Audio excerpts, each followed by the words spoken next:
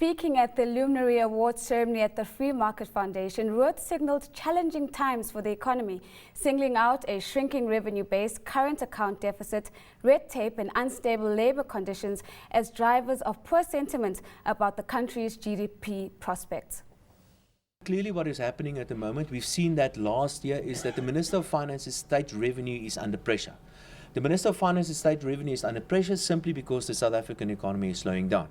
The taxes like, for example, company taxes are not doing well, personal income taxes are also not doing well, and until recently, well, VAT used to be doing quite well until recently. VAT collections are currently under pressure. VAT collection is under pressure because the consumption expenditure in the economy is also slowing down.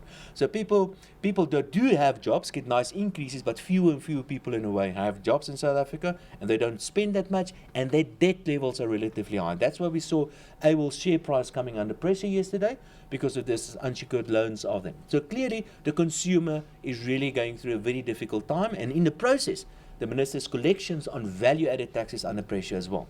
But one or two interesting things that is happening, and I think that we can pick it up in a budget as well. Perhaps we should do a little bit more research on that.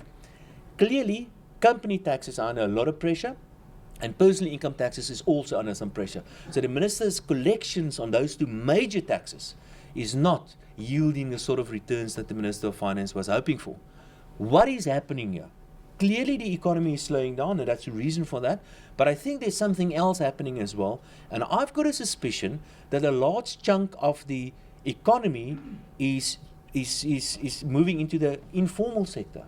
I think a lot of people say, listen, there's so much red tape, it's so difficult to run a company. I'm going to start something in my backyard and I know people that do this and employ people, and I'm not going to register them. I'm not going to register for VAT or company tax or anything. So in the process, what we find is that in a way, because of the red tape and things like labor legislation and tax burdens and all that, what we are seeing is that companies are probably, especially I'm talking about micro enterprises, they don't want to be formalized. They want to do their stuff in the backyard.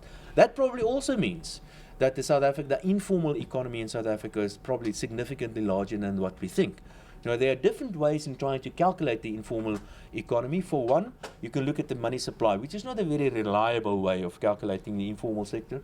But the point is that the pool of money out there is more than what an economy, like what the formal economy suggests it should be. So the money must be slushing around somewhere else in the economy, and I guess that the informal economy is bigger than what we thought. And that also means that unemployment is probably lower than what we thought.